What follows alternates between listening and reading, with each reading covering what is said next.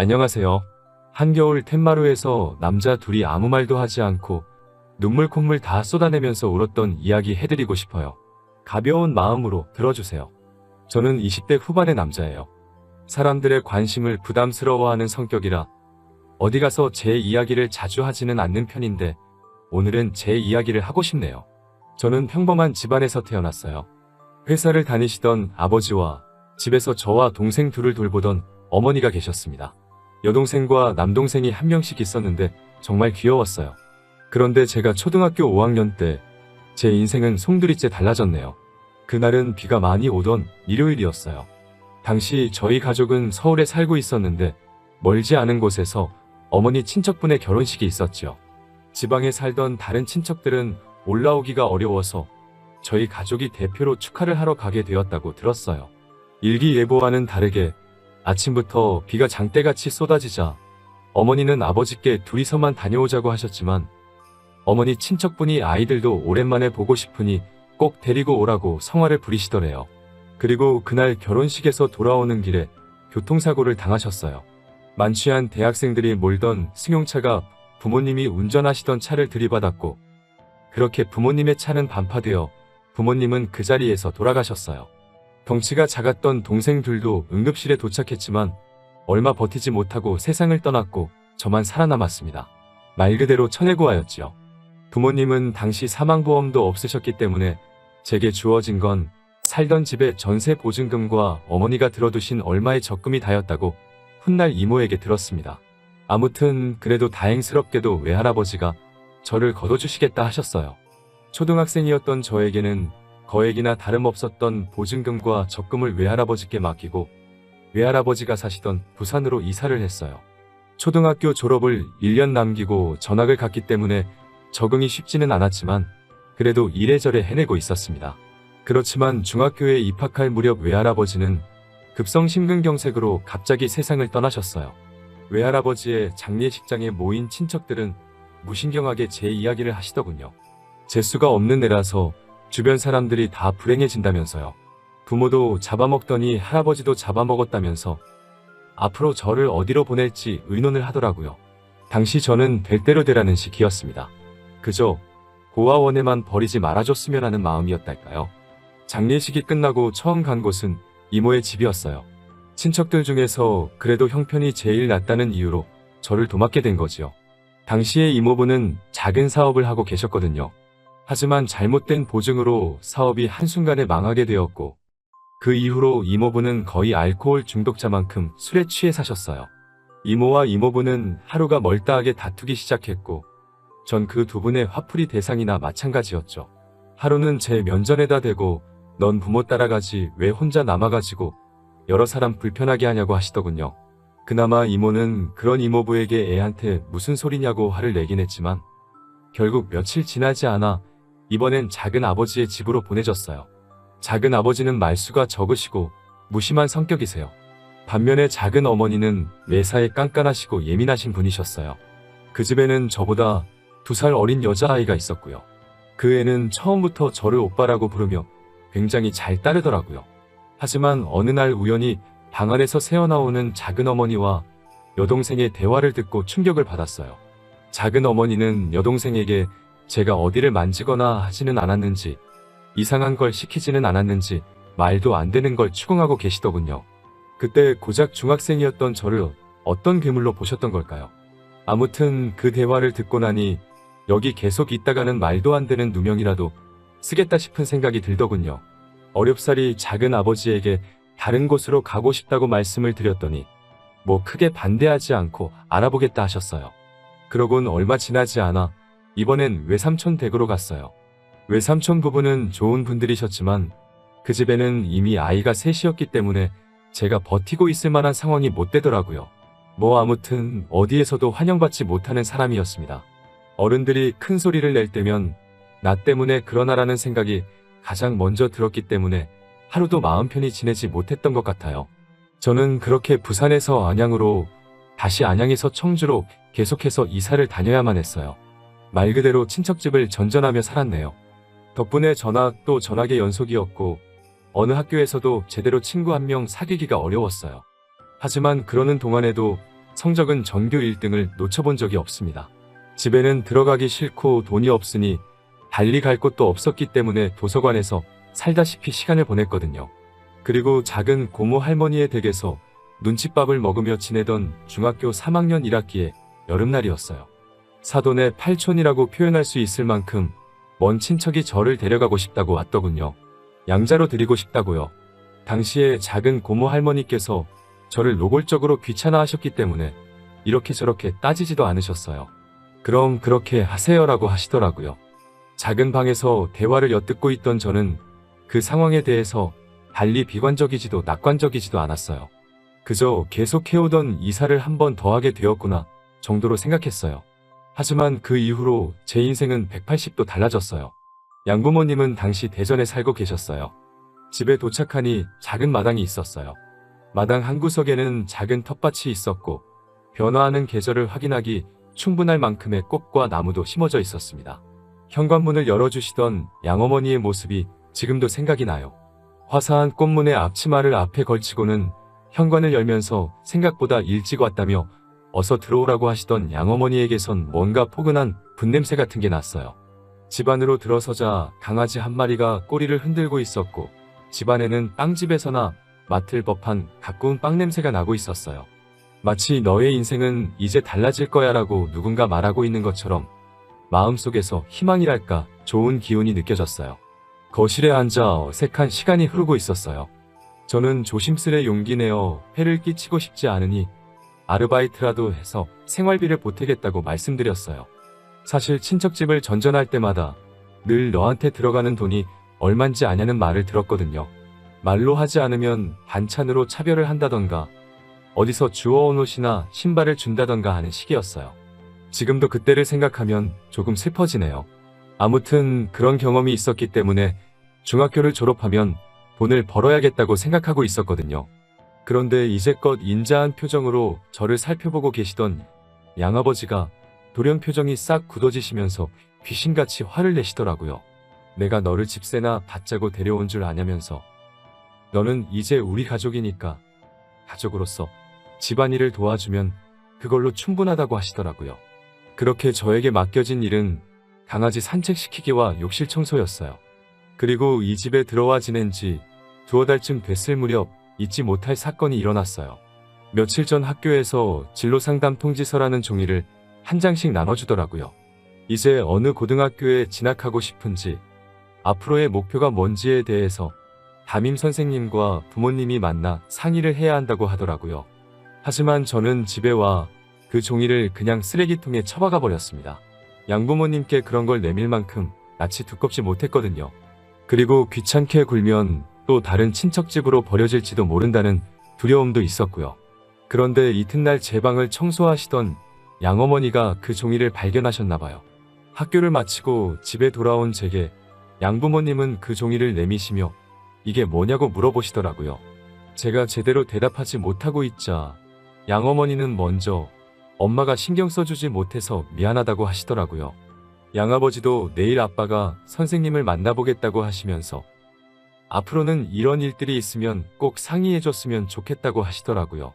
그날 밤 생각지도 못했던 양부모님의 반응에 베개가 흠뻑 젖도록 울고 말았습니다. 다음 날 수업이 끝나고 교실을 나서자 정장을 차려입은 양아버지가 저를 기다리고 계셨어요. 그리고 처음으로 선생님과 양아버지를 모시고 삼자대면을 했습니다. 그런데 선생님께서 저를 많이 칭찬해 주시더라고요. 공부를 참 열심히 하고 머리도 좋은 녀석이라면서 힘드시겠지만 가능하면 좋은 고등학교에 진학시키는 게 좋을 것 같다면서요. 그러면서 선생님은 갑자기 양아버지께 허리를 숙여 인사를 하시더라고요. 부탁드린다면서요. 고작 저를 2달 가르치셨지만 저의 가능성을 높게 봐주신 거지요.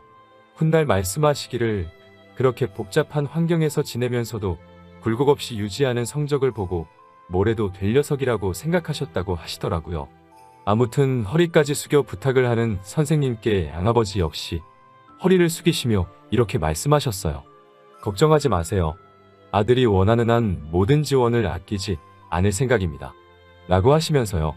얼마 전까지만 해도 중학교는 무사히 졸업할 수 있을까? 내가 고등학교는 갈 수 있을까? 하루하루 불확실한 미래를 그리며 어쩔 수 없이 살아가고 있었어요. 하지만 선생님과 양아버지의 면담은 제 인생을 송두리째 바꿔놓았습니다. 그 이후로 저는 전보다 더 학업에 매진했습니다. 전에는 도서관을 피난처 삼아 공부를 했다면 이제는 집에서 전폭적인 지원을 받으며 공부를 할 수 있었어요. 양어머니는 다방면에 걸쳐 재주가 좋으신 분이셨는데 특히 음식 솜씨가 뛰어나셨어요.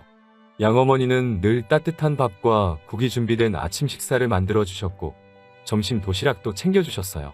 늦게까지 공부하는 날에는 야식을 만들어 주시기도 하셨고요. 특히 멸치만 넣고 만든 주먹밥은 지금도 잊을 수가 없네요. 그리고 얼마 뒤 무사히 지역 내 명문으로 소문난 고등학교에 합격했어요. 합격을 확인하자 양부모님은 갑자기 제 곁에서 눈물을 보이셨어요. 중학교 때는 전학 다니기 바빠서 동아리 활동 같은 건 꿈도 꿀 수 없었고 친구 한 명 사귀기도 어려웠는데 고등학교 생활은 정말 재밌더라고요. 다른 남자애들은 어렸을 때 태권도 정도는 한 번쯤 배워봤다고 하지만 저는 운동은 한 번도 배워본 적이 없었기 때문에 검도부 활동을 시작했어요. 사실 가벼운 마음으로 시작한 동아리 활동이었는데 생각과는 달리 단순히 동아리실에 모여 연습만 하는 게 아니라 대회도 나가야 하더군요. 처음 대회에 나가기로 결정된 날 양부모님께 그 사실을 알렸어요. 다음 날 아침에 일어나니 양어머니는 김밥을 만들고 계시고 아버지는 제 이름을 넣은 응원용 소품을 만들고 계신 게 아니겠어요? 저는 제발 그러지 않으셔도 된다고 극구 말렸지만 양부모님은 기어이 따라와 응원을 해주시더라고요. 당시 17살이었는데 양부모님은 큰 소리로 제 이름을 부르며 넌 할 수 있어. 화이팅! 을 멀리서도 들릴 만큼 큰 소리로 외치시니 창피해 죽겠더라고요. 하지만 지금 생각해보면 참 따뜻한 기억이에요. 아무튼 경험의 차이는 어쩔 수 없어서인지 나가는 대회마다 2회전 아니면 3회전에서 지고 말았습니다. 그러다 딱 한 번 제가 작은 대회에서 준우승을 한 적이 있어요. 그날 저녁에 정말 사치스러운 식사를 했습니다. 양아버지는 평소에는 음주를 즐기지 않으시는데 그날은 맥주도 드시고 별거 아닌 일에도 호탕하게 웃으시며 그 모습이 정말 기분 좋아 보이더라고요. 솔직히 별거 아닌 성과라고 생각했는데 저렇게 기뻐해 주시는 양부모님을 보니 저도 뿌듯하더라고요. 나중에 양아버지는 술김에 저에게도 한잔하라고 하셨다가 양어머니께 혼나고 그날의 기억을 떠올리면 입가에 미소가 절로 지어질 만큼 완벽한 시간이었어요. 안정적이고 평화로운 일상의 반복은 빠르게 흘러가더군요. 시간은 무탈하게 흘러 어느덧 고등학교 3학년이 되었어요. 이제 대학을 어디로 진학해야 할지 정해야 할 시기가 된 거죠. 하지만 사실 저는 고등학교에 진학하면서부터 오직 서울대 법대만을 목표로 두고 있었어요. 등록금 때문에라도 꼭 국립대를 가고자 했고 기왕 국립대를 간다면 서울대여야 한다고 생각했어요. 양어머니는 사립도 괜찮으니 부담 갖지 말라고 하셨지만 저는 서울대 법대에 무난하게 합격했습니다. 합격을 확인한 후 중학교 3학년 때 저를 믿어주셨던 담임 선생님께 오랜만에 연락을 드렸어요. 서울대 법대에 합격했다고 그때 믿어주셔서 감사하다고 말씀드리니 오열하시더라고요. 왜 내 주변에는 다 나를 미워하는 어른들밖에 없을까 생각하고 세상을 원망하던 무렵 선생님을 만나 제 인생이 달라졌다고 말씀드렸어요. 어디선가 선생님께서 제 사연을 듣게 되신다면 다시 한번 말씀드리고 싶어요. 정말 존경하고 감사드립니다. 대학교는 정말 신세계였어요. 하지만 당시 저는 하루빨리 사법고시를 통과하는 게 목표였기 때문에 한눈 팔 틈이 없었어요. 그런 저를 보면서 양부모님은 그동안 열심히 노력했으니 1학년은 좀 가벼운 마음으로 보내도 괜찮다고 하시더라고요. 공부도 좋지만 노는 것도 중요하다고 말씀하시면서요. 여자친구도 사귀어서 집에 좀 데리고 오라고 하시고요. 그런데 제가 2학년이 되고 얼마 지나지 않아 너무나 슬프고 충격적인 일이 벌어졌습니다. 갑자기 양어머니가 쓰러지신 겁니다. 양어머니의 병명은 위암이었습니다. 평소에도 잦은 소화불량으로 고생하신 건 알고 있었지만 그때마다 대수롭지 않게 여기셨나 봐요. 그런데 얼마 전부터는 구토도 나오고 가슴 통증도 느껴져서 병원을 예약해 두신 상태였다고 해요. 의사 말로는 이미 손 쓸 도리가 없을 만큼 진행된 상태라 지켜보는 것 말고는 할 수 있는 일이 없다고 하더군요. 이튿날 눈을 뜨신 양어머니는 저를 보고 제일 먼저 하시는 말씀이 너무 무리해서 공부하지 말라는 거였어요. 곧이어 양어머니는 자기가 왜 이러냐고 양아버지께 물어보셨어요. 양아버지는 양어머니께 병명을 말씀해 주셨고 양어머니는 큰 충격을 받으신 것 같으셨어요. 사실 그때 양아버지와 양어머니의 모습을 어떻게 글로 묘사해야 할지 모르겠어요. 드라마나 영화에서처럼 울며불며 살려달라고 하시는 것도 아니었고 뭐랄까 어떻게 표현해야 할지 모르겠네요. 그때가 오전 11시쯤이라 커튼 사이로 햇살이 들어오고 있었는데 그게 눈부셔서였을까요? 저도 모르게 눈물을 흘렸고 저희 셋은 서로 끌어안고 한참을 있었습니다. 그래도 어떻게든 좀 더 오래 머물러 주실 줄 알았는데 두어 달 뒤 양어머니는 결국 세상을 떠나셨어요. 자는 동안 토사물이 기도를 막아서 천천히 질식사하셨다고 하더라고요. 그때 전 양어머니가 누워 계시던 침대 바로 옆에 있는 소파에서 자고 있었어요. 정말 스스로가 한심하고 멍청하게 느껴져서 견딜 수가 없었어요. 나란 인간은 어떻게 된 모양이라 사람이 옆에서 죽어가는데 잠이나 잘 수 있는 건가라는 생각이 들자 스스로 모멸감이 들더라고요. 가슴이 찢어질 듯 괴롭고 양아버지를 대할 면목이 없었습니다. 곧이어 양어머니의 장례식장에는 친척들이 모였습니다. 모처럼 만난 친척들이었지만 하나도 반가울 것 없는 사이였어요. 그리고 외할아버지가 돌아가셨을 때처럼 또 그들은 무신경하게 제 이야기를 시작하더라고요. 결국 이 집도 저 녀석 때문에 불행해졌다면서요. 저주받은 인간이라면서 사회에서 격리를 시켜야 한다는 말을 아무렇지도 않게 내뱉고 있더군요. 살아야 할 사람은 떠나고 저런 애는 지독하게 살아남는다는 악담에 가까운 그런 말을 들으면서도 전 한마디도 하지 못하고 있었습니다. 그런데 갑자기 양아버지가 장례식장에 떠나가리만치 소리를 치시며 내 자식 욕하는 새끼는 어떤 새끼냐고 다목을 비틀어버리겠다고 고함을 치시더라고요. 그딴 소리 짓거릴 거면 여기서 당장 꺼지라며 분통을 터뜨리셨어요. 그러자 이내 정막이 찾아왔어요. 양아버지는 제 손을 꼭 쥐시며 화장실 가서 귀를 닦고 오라고 더러운 소리를 들었으니까 씻어내버리라고 하시더라고요. 장례식이 끝나고 며칠 뒤였어요. 양아버지가 마당을 보고 계시더라고요. 양어머니 말고는 마당을 손질하는 사람이 없었기 때문인지 몇 달 새 엉망이 되어 있었어요. 왠지 양아버지의 어깨마저 작아 보이더라고요.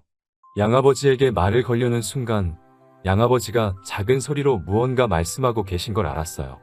잘 들어보니 고생했어라고 말씀하고 계시더라고요. 생전에 양어머니와 양아버지는 정말 다정한 부부셨기에 그 마음이 얼마나 아플지 감히 가늠조차 알 수 없었어요. 저는 양아버지 앞에 무릎을 꿇고 빌었습니다. 옆에서 자면서도 양어머니가 돌아가시는 걸 눈치채지 못해서 정말 죄송하다고 몇 번이고 빌었습니다. 정말 죄송하다고요. 그러자 양아버지가 제 멱살을 잡고 끌어올려 세우면서 나는 너의 뭐냐고 소리를 치시더라고요. 나는 너한테 뭐였냐면서 도대체 왜 사과를 하는 거냐고 울분을 토하시더군요. 저는 숨겨왔던 진심을 용기 내 고백했습니다. 아버지라고요? 양아버지가 아니고 그냥 나의 아버지시라고요. 아버지 죄송합니다. 죄송합니다 아버지. 라고 연신 울어대며 아버지라고 몇 번이고 불러드렸어요. 그러자 그 순간 아버지는 갑자기 눈물을 보이시고 저도 눈물이 흐르기 시작했어요. 둘이서 끌어안고 한참을 그렇게 울었습니다. 아버지는 저에게 다음에는 양어머니에게도 꼭 말해달라고 하시더라고요. 그리고 이렇게 떠나신 어머니께 인사를 드려봅니다. 죄송합니다. 아프신 걸 진작에 알아차리지 못해서 죄송합니다. 가시는 날 바로 옆에 있었는데도 눈치채지 못해서 정말 죄송합니다. 용기가 없어서 죄송합니다. 어머니라고 불러드리고 싶었어요. 정말 부르고 싶었지만 무서워서 부를 수가 없었습니다. 병실에서 잠들어 계신 어머니를 불렀는데 대답이 없으면 어쩌지라고 생각하니 입을 떼기가 어려웠습니다. 그러다 한번 몰래 어머니라고 불렀었어요. 지금 생각해보면 살아계셨을 때 불렀어야 하는데 후회가 됩니다. 정말 죄송합니다. 그리고 사랑합니다. 갈 곳 없는 저를 거두어 이렇게 잘할 수 있도록 사랑과 행복을 나누어 주셔서 정말 감사합니다. 어머니가 만들어주셨던 주먹밥이 정말 좋았습니다. 집에서 먹던 따뜻한 밥이 그립고 어머니의 계란말이가 정말 그립습니다. 오늘의 사연은 여기까지입니다. 사랑하는 가족들에게 하고 싶은 이야기가 있다면 너무 늦기 전에 해보시는 건 어떨까요? 긴 사연 들어주셔서 감사합니다.